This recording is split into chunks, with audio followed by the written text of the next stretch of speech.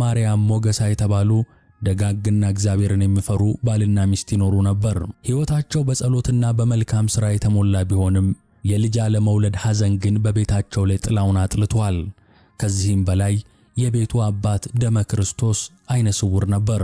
በአንዲት ሌሊት ግን ለደመ ክርስቶስ በራእይ እግዚአብሔር ተገለጠለት።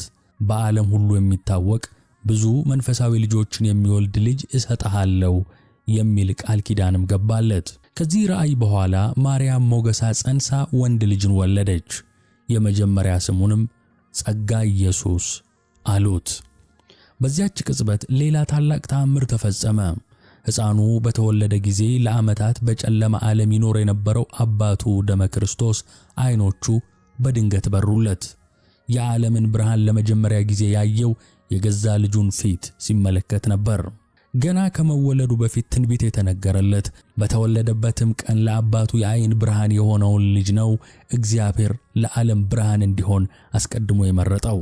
ይህ ልጅ ከልጅነቱ ጀምሮ የተለየ ሆነ። ገና በ7 ዓመቱ እንደ ትልቅ ሰው ረቡዕና ዓርብን መጾም ጀመረ። ልቡ ከዓለማዊ ጨዋታዎች ይልቅ ወደ መንፈሳዊ ሕይወት ያዘነብል ነበር። ነገር ግን እግዚአብሔር ብርሃን እንዲሆን የመረጠው ይህ ልጅ በልቡ ውስጥ አንድ ትልቅ ስጋት ነበረው።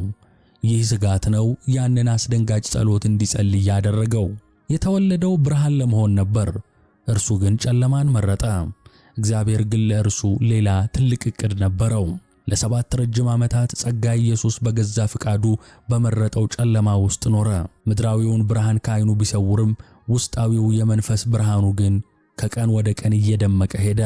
በዚያ ጨለማ ውስጥ ዓለም ሊሰጠው የማይችለውን ሰላምና ከፈጣሪው ጋር የጠለቀ ኅብረትን አገኘ። ነገር ግን እግዚአብሔር የፈጠረውን መብራት ከዕንቅብ በታች ሊሰውረው አልፈቀደም።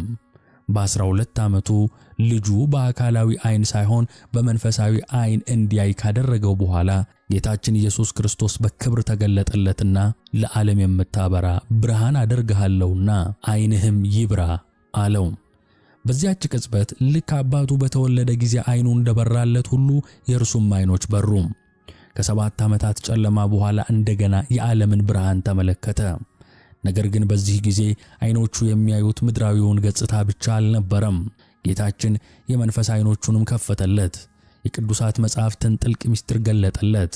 መጻሕፍተ ብሉያትን፣ መጻሕፍተ ሐዲሳትን፣ የሊቃውንትንና የመነኮሳትን ድርሳናት ሁሉንም ያለ አስተማሪ እንዲረዳ አደረገው። ከሟርት መጻሕፍት በቀር ያስቀረበት ምንም አይነት ዕውቀት አልነበረም። ከዚህም በላይ የኢትዮጵያ ቤተክርስቲያን ውድ ሀብት የሆነውን የቅዱስ ያሬድን የዜማ ጥበብ በረቀቀ ምስጢሩ ገለጠለት። ያኔ ነበር ስሙም የተለወጠው። ጌታችን ከእንግዲህ ጸጋ ኢየሱስ አትባልም ዘርአ ብሩክ ትባላለህ አለው። ትርጉሙም የበረከት ዘር ማለት ነው። ዓለምን ላለማየት የመረጠውን ልጅ እግዚአብሔር የሰማይን ምስጢር እንዲያይ ያደረገው። የራሱን ምድራዊ ብርሃን አጥፍቶ በምትኩ የማይጠፋ ሰማያዊ ብርሃንን ተቀበለ። አቡነ ዘርአ ብሩክ ከጌታው ዘንድ የሰማይን ጥበብ ከተቀበለ በኋላ አገልግሎቱ በምድር ላይ ብቻ የተወሰነ አልነበረም። እግዚአብሔር ማንም ሰው ሊሸከመው የማይችል እጅግ የከበረና አስደናቂ የሆነ ሰማያዊ ክብርና ሥልጣንን ሰጠው። ገድላቸው እንደሚናገረው ጻድቁ 12 ክንፎች ተሰጥቷቸው ነበር። እነዚህ ክንፎች እንደ ወፎች በሰማይ ለመብረር ብቻ የተሰጡ አልነበሩም። የእነርሱ ምስጢር ከዚህ እጅግ የጠለቀ ነው። በእነዚህ 12ቱ ክንፎቻቸው አቡነ ዘርአ ብሩክ የሰማይን ደጆች ሁሉ አልፈው የገሃነመ እሳትን ሳይቀር ተሻግረው በቀጥታ በልዑል እግዚአብሔር በስሉስ